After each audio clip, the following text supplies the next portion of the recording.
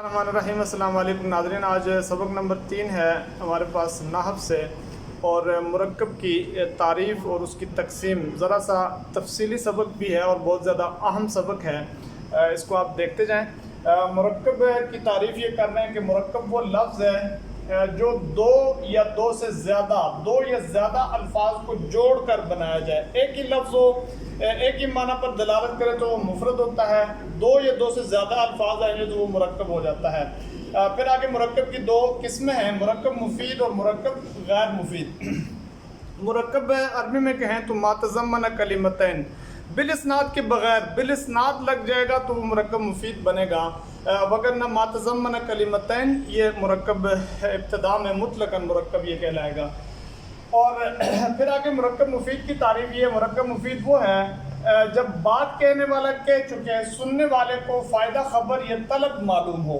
بات کہنے والا اپنی بات مکمل کرے، سننے والے کو اس سے یا تو کوئی فائدہ خبر کا ہو یا فائدہ خبر یا طلب کا معلوم ہو تو وہ پھر مرکب مفید بنتا ہے۔ اس کو کہا جاتا ہے عربی میں ما تضمن کلمتین بالاسناد۔ اور پھر آگے اسناد کی تعریف کی جاتی ہے کہ نسبت احدى الکلمتین الی الاخرى بحیث تفید المخاطب فائدۃ تامۃ یصح السکوت علیہ، کہ ایک کلمے کی نسبت دوسرے کی طرف اس حیثیت سے کرنا کہ مخاطب کو فائدہ تامہ ایسے حاصل ہو کہ اس پر سکوت صحیح ہو جائے، اس سے خبر کا یا تو فائدہ نکلے یا طلب کا فائدہ نکلے، تو اس کو ہم مرکب مفید کہیں گے۔ آگے آ جائیں، بہت عام بات ہے کہ مرکب مفید کے نام کیا ہیں۔ یہ مرکب مفید کے نام ہیں: مرکب مفید، مرکب تام، مرکب اسنادی، مرکب کلامی، جملہ اور کلام۔ یہ کل 6 نام بنتے ہیں: مرکب مفید، مرکب تام، مرکب اسنادی، مرکب کلامی، جملہ اور کلام۔ آگے جو اس کی تقسیم چلتی ہے وہ جملہ سے چلتی ہے۔ جیسے ہم نے مفرد کی تعریف کی اور اس کے بعد تقسیم کے لیے کلمہ کا لفظ لے کے آئے ہیں، اسی طریقے سے مرکب مفید کی تعریف کے بعد آگے تقسیم کے لیے جملے کا لفظ لے کے آئیں گے۔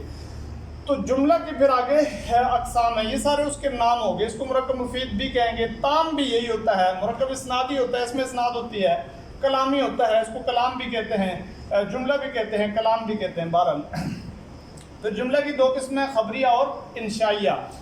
جملہ خبریہ کسے کہا جاتا ہے؟ جملہ خبریہ اسے کہتے ہیں وہ جملہ ہے جس کے کہنے والے کو سچا یا جھوٹا کہہ سکے، یعنی کہ ان یقال لقائلہ ان یکون صادق فیہ او کاذب، کہ جس کے کہنے والے کو آپ یا تو سچا کہہ سکیں یا جھوٹا کہہ سکیں، تو اس کو کیا کہا جاتا ہے؟ جملہ خبریہ کہا جاتا ہے۔ اور پھر اس کی آگے 2 اقسام ہیں جملہ خبریہ کی۔ جملہ انشائیہ پہ الگ پوری بات آئے گی۔ جملہ خبریہ کی 2 قسمیں، جملہ اسمیہ اور جملہ فعلیہ۔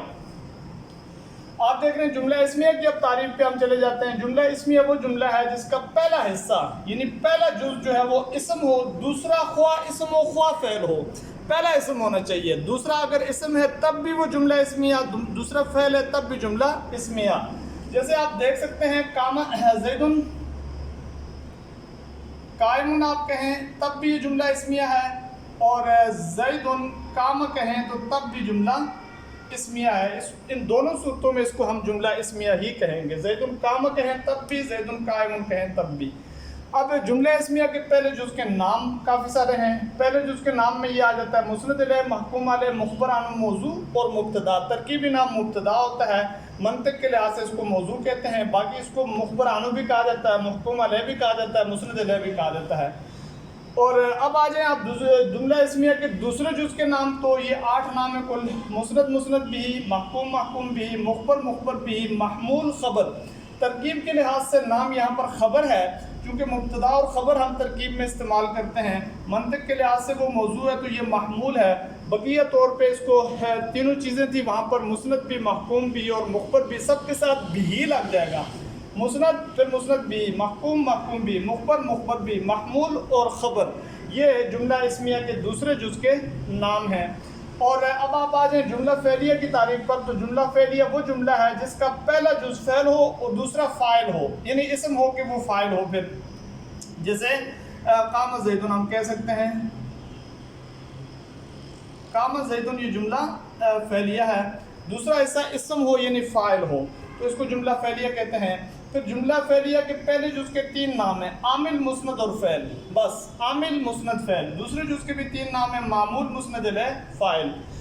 تو یہ آپ کے پاس ہے مرکب مفید کے نام. مرکب مفید میں سے جملہ جو آتا ہے، جملہ میں جملہ اسمیہ کے پہلے جز کے نام، دوسرے جز کے نام، جملہ فعلیہ کے پہلے جز کے نام، دوسرے جز کے نام. اب یہاں پر ایک بات ہے کہ یہاں مسند اور مسند الیہ کا لفظ استعمال ہوا ہے. مسند الیہ کسے کہتے ہیں؟ مسند الیہ وہ ہے کہ جس کی طرف کسی کی نسبت کی جائے وہ مسند الیہ ہوتا ہے. مسند وہ ہے کہ جسے دوسرے کی طرف نسبت کریں، جسے اٹھا کر ہم دوسرے کی طرف نسبت کر دیں، وہ مسند ہوتا ہے. فعل اسم میں آپ دیکھ سکتے ہیں کہ یہ مسند الیہ ہے، اس کی طرف قائم ان کی نسبت ہے اور اس کی نسبت ہے تو یہ مسند ہے. یہاں پہ آپ دیکھ سکتے ہیں قام مسند ہے اور زید مسند الیہ ہے.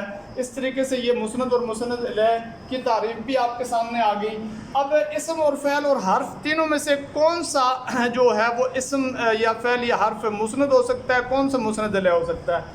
اس بارے میں یہ لکھا ہے کہ اسم مسند اور مسند الیہ دونوں ہوتا ہے. اسم میں یہ خاصیت ہے تینوں اقسام یعنی اسم فعل حرف میں سے کہ اسم مسند اور مسند الیہ دونوں ہوگا. فعل جو ہے وہ صرف مسند، جبکہ حرف نہ مسند ہوتا ہے نہ مسند الیہ ہوتا ہے. تو اس کو آپ یوں سمجھیں کہ ابتدائی یہ ایک قسم کی بات سامنے آ جاتی ہے. مفرد اور مرکب لفظ سے جو بات شروع ہوتی ہے اس کے بعد مفرد اور مرکب کی باس کے اندر ایک بنیادی باس ہو گئی ہے.